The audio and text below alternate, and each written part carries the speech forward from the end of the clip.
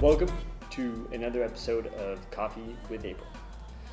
This time we're going to kind of revisit a subject or a video that we actually done before, but it's something that I'm getting still so many questions about, and those questions are about the machine standing behind me. So the Loring S15 Falcon, which is the machine that we're roasting on. And the question that I get most often is why roast on a Loring roaster? Because to be fair, there's a lot of different roasters out there. The Loring is on a higher kind of price range in comparison to all other roast machines you can find. And I just want to kind of, again, just share quickly on more or less a bullet list. This is why we do it. This is why we think it's a really good roast machine. And this is why we'll continue to work with it in the future as well. And so step one, which I think is maybe the most overlooked concept when it comes to roasting, and that's cleanliness of your roast machine. I travel a lot. I'm doing a lot of consultancy. I'm seeing a lot of roasteries around the world, and the main issue I see is machines not being cleaned properly or not being cleaned enough. When I say that, I reference mainly drum roasters, so style as Diedrich, Probag, Gießen, so on and so on. And the issue with not all of the machines, because they all have different burner systems, but at least on some of those machines, the challenge is that the capacity of the burner that you're working with, which is basically heating up your machine, is basically functioning together with what they refer to as an air pressure in the machine. And the air pressure in the machine will actually fluctuate based on the diameter of the pipes, for example, the exhaust pipe and so on as well when it comes to machines. And the issue is that as the piping gets dirtier, the diameter actually shrinks and the pressure is different. And what will happen is that, let's say you have a 90% on your burner, that 90% or the efficiency of that 90% burner won't be the same as that diameter is actually changing. So I can't stress enough the importance of keeping the machine as clean as possible. And the fact is that on most machines, you would have to clean them at least once a month properly in terms of taking down the pipes and cleaning everything. On some machines, you need to basically brush the burners with toothbrushes. On the Loring, however, you don't, because the Loring is extremely clean as a concept, and the pipe stays very, very clean over time as well. So instead of pulling the machine apart once a month, with just smaller maintenance over basically weekly, that will take you, let's say, 15-20 minutes. You can take the pipes off every 6 months, right? So that's one of the advantages, and it comes down to cleanliness in taste. It comes down to consistency as well, because the machine will perform better as it is more consistent. That's one of the main things. And when buying a machine, you need to really look at that. How much time do you want to spend cleaning that machine?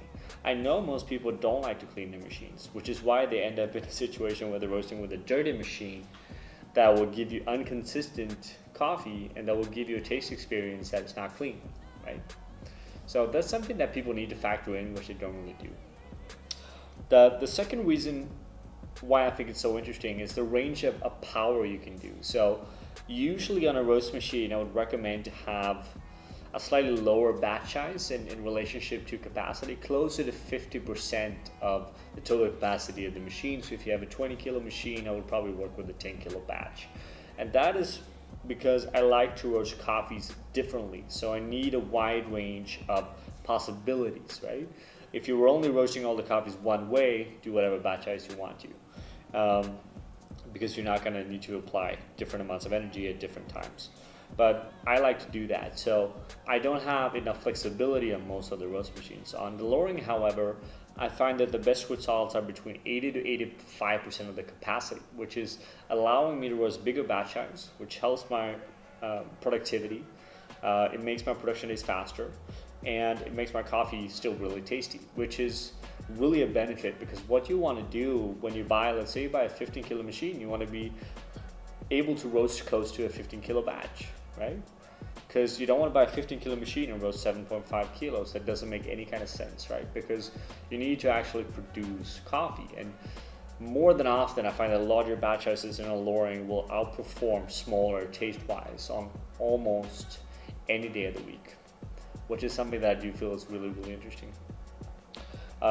Moving on, and something that people oversee as well is just safety and function when roasting. I don't have to lift up the coffee anymore. I've done that. People that know me, they know how that is. I don't have to climb up a ladder to push in a batch. I have a loader. The weighing cart is amazing, where I don't have to drag coffee bags forth and back. I just take the scale with me to the coffee bag and fills up the coffee there. Automatic quenching that I can control of the shaft bin, meaning that I don't have any risk for fires. Just overall a really smooth system that I can manipulate the way I want to, from a safety perspective and also from just a flexibility perspective, which is something that I come to cherish a lot more as we kind of come with roasting. So I think for me, that's really the key things. Like, I can go on and talk about energy efficiency as well, using less gas, which is something that obviously a lot of people would benefit from. But I think we already know that. But it really comes down to consistency, cleanliness. It is by far the cleanest roast system you can find. It comes down to safety and logistic when you're working with it, and it comes down to having a full range of powers, enabling you to roast a larger batch size with a really, really great results. So we're going to do more of these in the future to give you a bit more insight. It goes hand in hand with what we like to do, and understanding the roast machine and how we work is a very important part of it. And regardless of which machine you work with out there, it's really important that you spend time with it, spend time understanding features, do's and don'ts, what you need to clean. Most likely you're not cleaning enough. Most likely you're not. There's probably someone out there that are, but most of you don't. I know that from experience. So, pick everything apart, make sure it's clean, do that continuously, consistently, calibrate, stay on top of that machine, and your coffee will taste better. If you have any other comments, ideas, thoughts, please write them down here as usual. Thank you for tuning in, and we're going to push more of these in the future. Thank you.